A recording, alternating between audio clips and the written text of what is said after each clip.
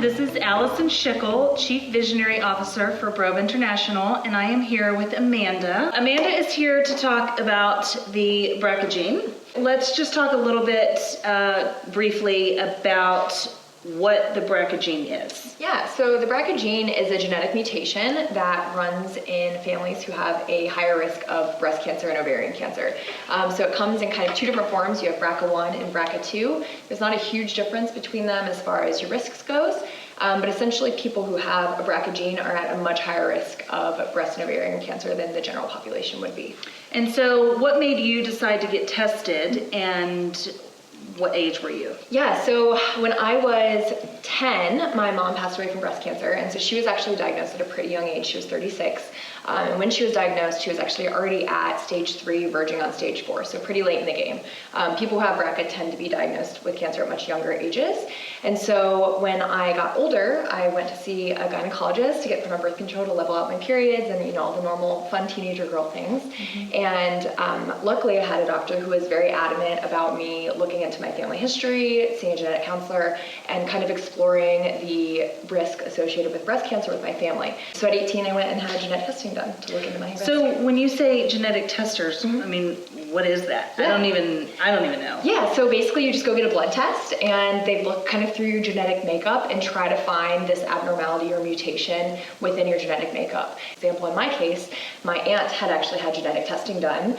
She had tested positive for BRCA2, so she was able to sign off on her test results and send them to my doctor, and then they were able to use those to actually pinpoint the mutation within my genetic makeup.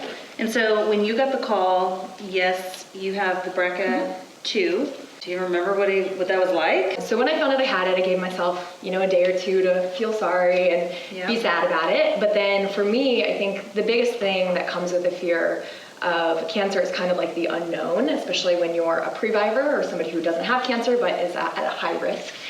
So I decided to arm myself with knowledge, which was really, I think, the best decision I could make for myself, was just to figure out what all my options were and feel really comfortable with the decisions that I had moving forward. When I was 18 and I got the results, that's when I decided I would get the surgery at the end of my college career. So when I was 21, I went and had surgery a week after graduation. And you had a double mastectomy. Yes.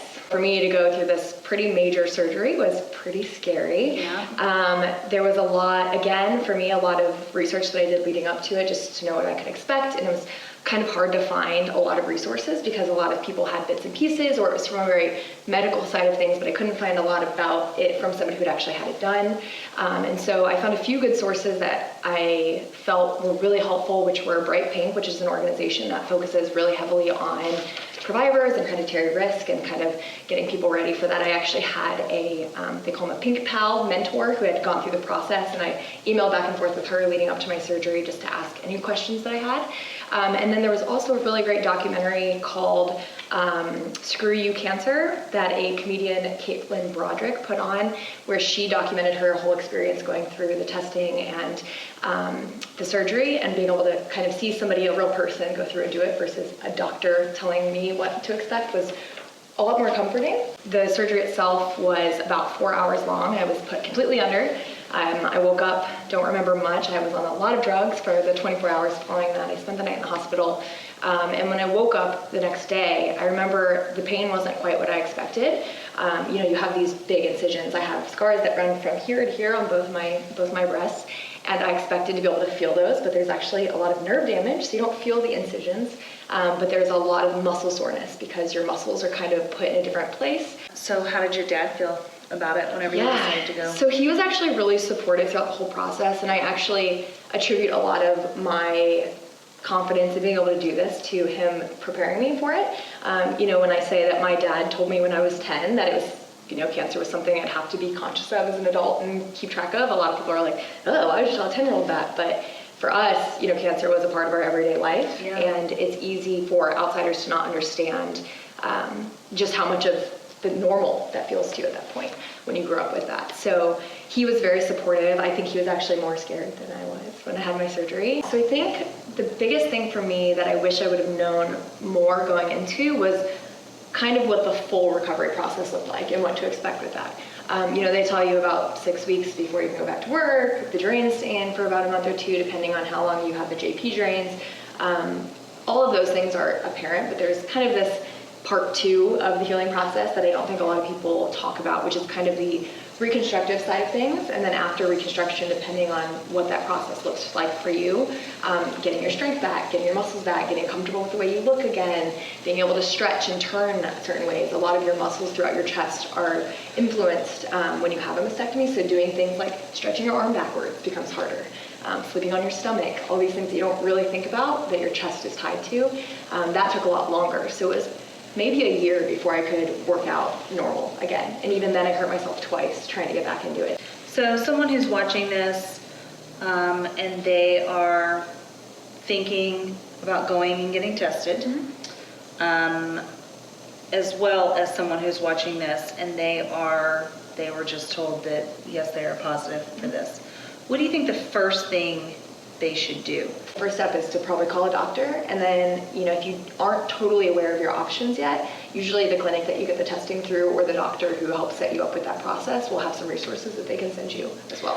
Why do you think, or do you think, there is like a negative stigma that comes along with opting for this surgery after you've had? Yeah. I mean, I remember when Angelina Jolie went through this, and there was a lot of backlash. Yes. Why do you think that there's so much backlash? I think it's a mix. So I think the first thing is that people don't understand exactly what the genetic mutation means. People think, oh, they just think that since their mom had it, they're going to have it. But they don't realize that somebody with a Brca mutation has an 80 to 90% chance of getting cancer, which is insane. I mean, those odds are not in anybody's favor. That's no joke. And so I think the first thing is lack of awareness of just what exactly it means and why people do it. I think the second thing is people don't understand the rates that, once you've had cancer once, the likelihood of you getting it again is super high. And so for those people who think, well, you can just catch it early and be really on top of it, then you have cancer. And then the likelihood of it coming back is a lot higher. And so people don't quite understand.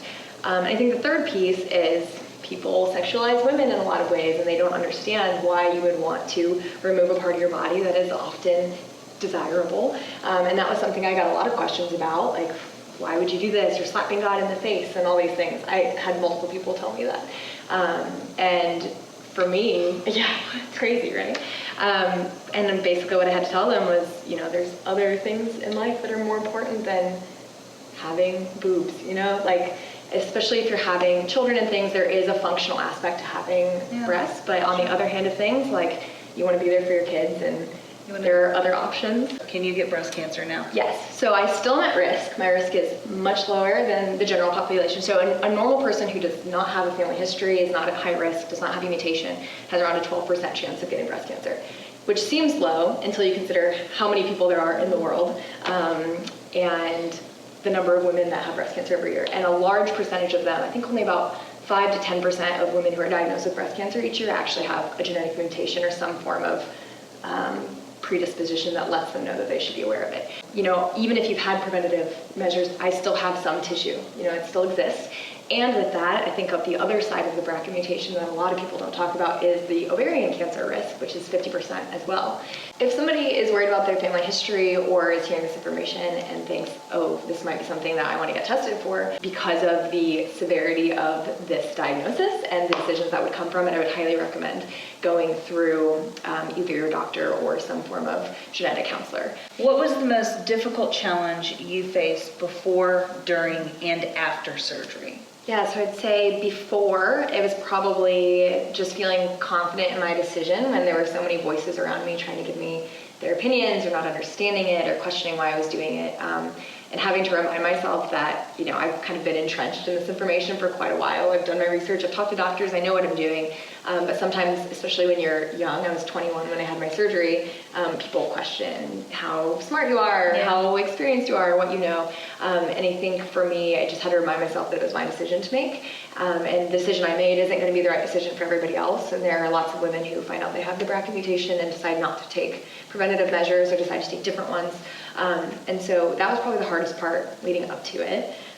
During the JP drains, I hated them so much, which is why it's great that you have a product. for that. But yeah, during the recovery, that was How many drains did you have? 4, and they would get stuck on everything. I didn't have anywhere to put them, so I'd just stick them in my pockets, my jeans, and then I'd forget and go to the bathroom and pull at it was horrible, and they were gross, as I'm sure many people know. So that was probably the worst part, and not being able to sleep on my stomach was horrible. I'm a stomach sleeper. Can't do that. Not something you think about. And then after, I would say the hardest part was really just adjusting to having a new body. I was always very active, and I had to ease back into working out. For lifting weights, I start with 2 pounds. And I even hurt myself with 2 pounds. It was very slow. Yeah. And then just kind of the physical confidence aspect. I knew what everything was going to look like. I looked at the pictures. I, did all the research. I was ready to go. But still, the first time you take the bandages off and kind of see what everything looks like, especially before the reconstructive surgery, it's a little jarring. And there were some moments where I had to pull myself out of that and remind myself that, it was for the best. But there were some unexpected benefits of having reconstructive implants. I never wear bras. They just stay in place. It's great. And I don't have nipples, so nothing shows through anything. You're never nipping. Yeah, I'm not wearing a bra now. Yeah. You just don't need them, so that's nice. Small wins. Small wins. Well, thank you so much for coming down here and telling everyone your experience, being so open about it, and there is no doubt that this is absolutely going to help somebody who is either going through this or is thinking about it.